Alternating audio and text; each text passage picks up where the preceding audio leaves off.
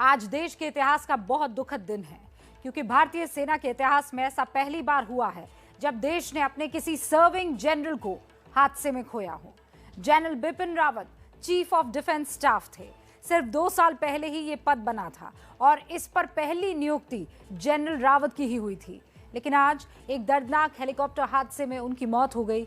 तमिलनाडु के कुन्नूर में हुए हादसे में जनरल रावत और उनकी पत्नी के अलावा 11 और जवानों और अधिकारियों की मौत हुई है।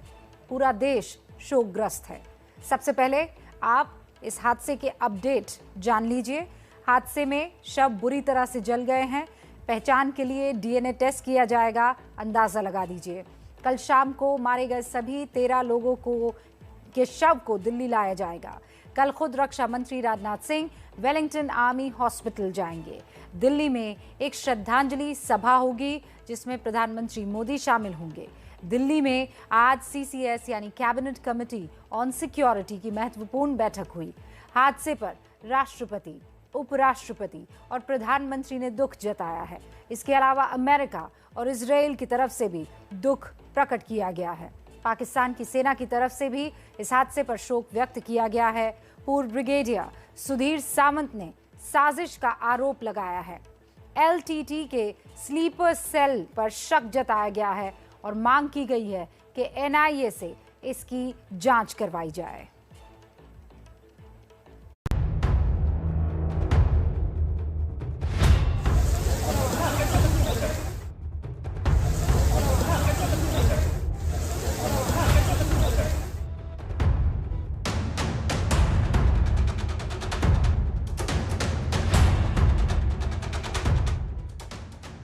दिल्ली में जनरल बिपिन रावत के आवास पर हादसे के बाद से ही लोगों की भीड़ बढ़नी शुरू हो गई थी।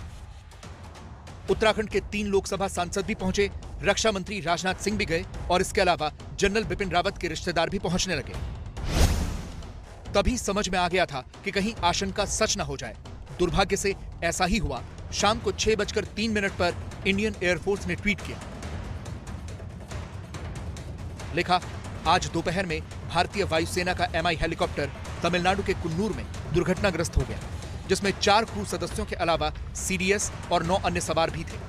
बड़े दुख के साथ अब यह स्पष्ट हो चुका है कि जनरल बिपिन रावत, श्रीमती मधुलिका रावत और 11 अन्य लोगों की इस दुर्भाग्यपूर्ण हादसे में मौत हो गई।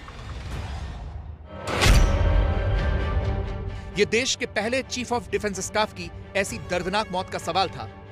इसीलिए तुरंत CCS यानी कैबिनेट कमेटी ऑन सिक्योरिटी की बैठक बुलाई गई, जिसमें प्रधानमंत्री नरेंद्र मोदी के अलावा गृह मंत्री अमित शाह, विदेश मंत्री S जयशंकर, NSA अजीत डोभाल, रक्षा मंत्री राजनाथ सिंह और वित्त मंत्री निर्मला सीतारमण के अलावा PM के प्रधान सचिव PK मिश्रा, कैबिनेट सचिव राजीव गाबा और रक्षा सचिव अजय कुमार मौजूद रहे।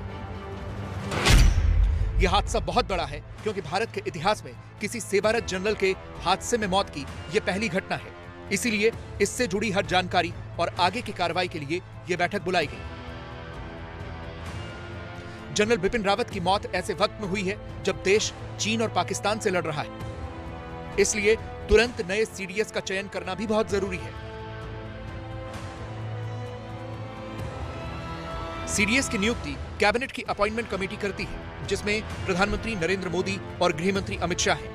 रक्षा मंत्रालय की तरफ से नए CDS के 3 संभावित नाम भेजे जाएंगे, जिनमें से किसी एक नाम पर अपॉइंटमेंट कमेटी मुहर लगाएगी। हादसे पर प्रधानमंत्री नरेंद्र मोदी ने भी ट्वीट किया, लिखा, तमिलनाडु में हुए हेलीकॉप्टर क्रैश से मैं बहुत दुखी हूं, जिसमें हमने जनरल बिपिन रावत, उनकी पत्नी और सुरक्षा बलों के अन्य साथियों को खोया है।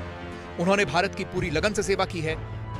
यह हादसा इतना खतरनाक था कि मृतकों के शवों की पहचान भी नहीं हो पा रही। इसीलिए अब डीएनए टेस्ट के जरिए मरने वालों की पहचान की जाएगी। देखिए, यहाँ पे कन्नूर का मिलिट्री हॉस्पिटल में शवों को रखा गए हैं। 13 शवों को इसी विलिंगटन हॉस्पिटल में रखा गया है। यहाँ पे सभी डीएनए टेस्ट करने के लिए सभी बड़े लोग यहाँ पे पहुँचे हैं। एक्चुअली डीएनए टेस्ट होने के बाद यहाँ से सभी को एयरलिफ्ट किया जाएगा। ये विलिंगटन हॉस्पिटल में मिलिट्री को सभी पाबंदी लगाया है, मीडिया को अंदर नहीं छोड़ रहे हैं। यहाँ से बाहर से ही सभी को रिस्ट्रिक्ट करके रखे हैं।